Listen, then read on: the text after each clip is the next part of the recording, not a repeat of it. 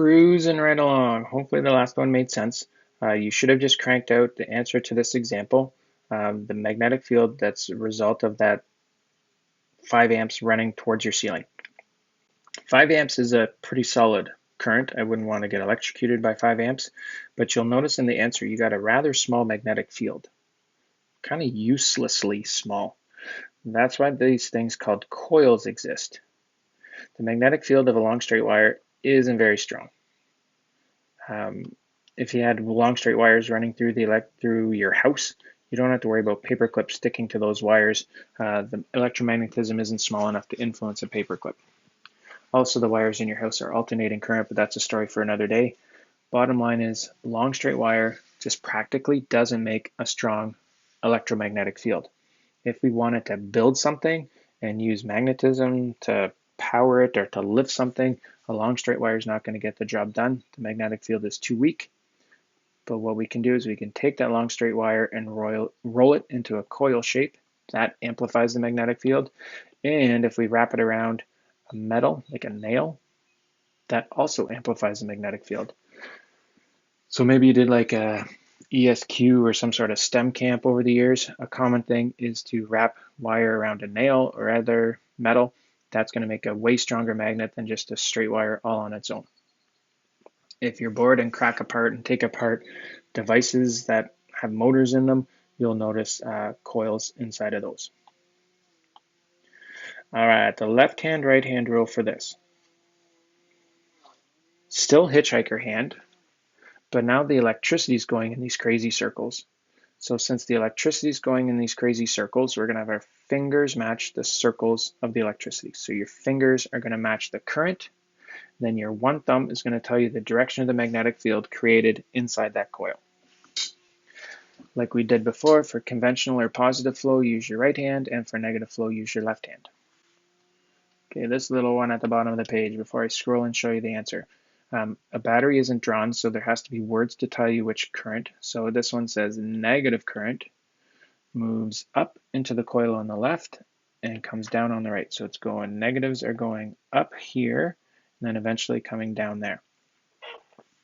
Because it says negatives, use your left hand. They're curling up, then they kind of come towards you and come down when they're close to you. So that would be the key that I pick on. Take your left hand, make a hitchhiker hand, then orient your left hand so your fingers are pointing down when they're close to you. Which way is your thumb pointed when you do that?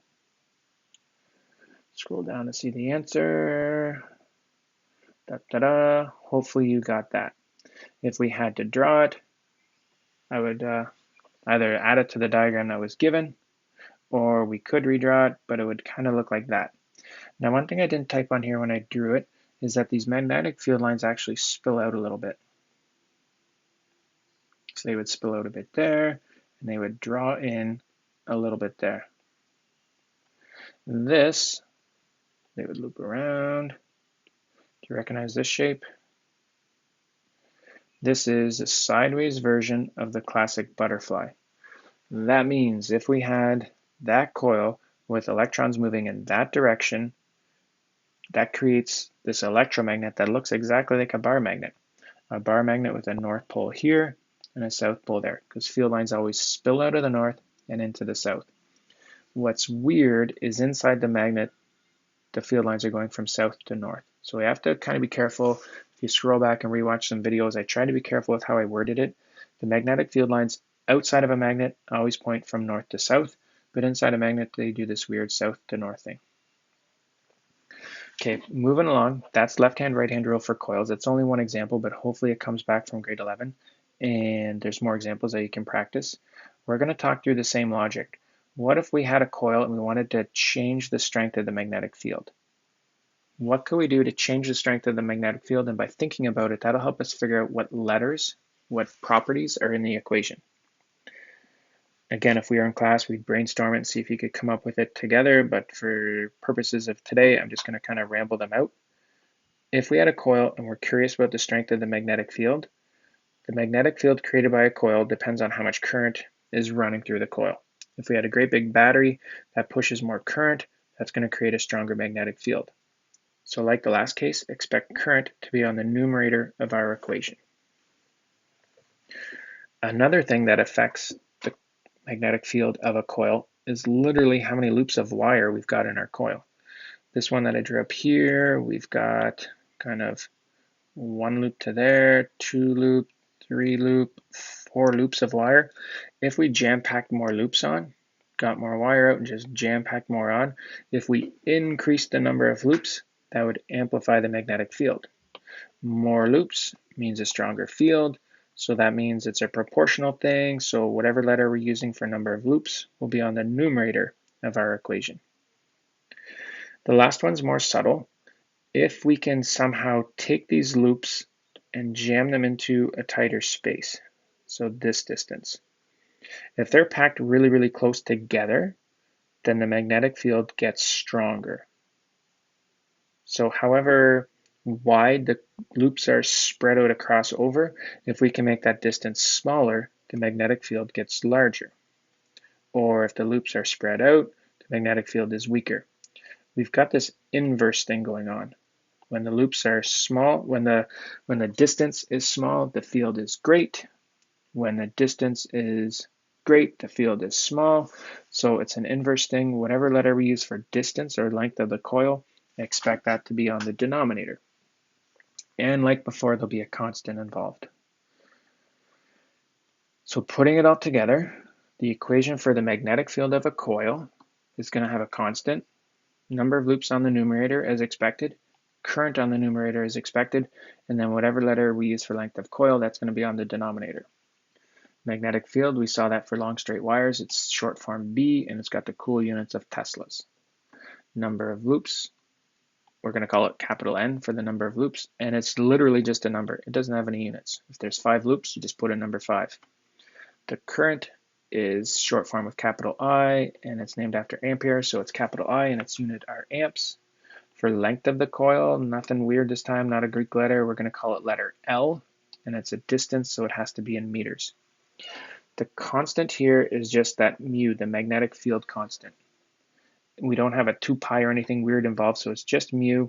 Mu in air or vacuum is 4 pi times 10 to the negative 7. If often in the real world, we wrap the coil around a metal, makes it a little bit more durable so it doesn't fall apart, and it amplifies the magnetic field. If it's been wrapped around the metal, then you'll be told what factor to multiply the mu by. So maybe a question will say it's wrapped around, well here, it's wrapped around and the mu increases by 120 times. So you would take your 4 pi times 10 to the negative 7 number and multiply by 120. Putting this whole thing together, we've got magnetic field is the constant, capital N for loops, I for current, L for length of the coil. That's our equation for the magnetic field created by a coil. If I give you all the numbers, you should be able to crunch them out. So here for this one, 100 loops. So we're going to plug in N equals 100 on the numerator, wrapped around an 8 centimeter long nail. That's telling you your L. So put that in meters. So 0.08 will go on the denominator. A current of 4 amps, that's I. That goes on the numerator. Then here's this crazy part with the mu. The mu, because of the nail, is 120 times larger than the 4 pi number. So on the numerator, we're going to have 120 multiplied by the 4 pi number, multiplied by 100, multiplied by 4, and on the denominator, we're going to divide that by 0.08. Working the equation will give you the number for the magnetic field, and then to figure out the direction for the magnetic field, we have to go back to left-hand rule or right-hand rule. This one, negative flow, clockwise circles. So take your left hand, because it's negative flow, make a hitchhiker hand. I'm telling you that the negative flow is clockwise circles, so manipulate your wrist and your arm so that when you look at your fingers of your left hand, they seem to be pointed in a clockwise circle. When you do that, which way is your thumb pointed? Again, I didn't type the answer, so I'm going to pause this one. You can watch that video. It'll double check your math, talk you through the math, and talk you through the left-hand rule.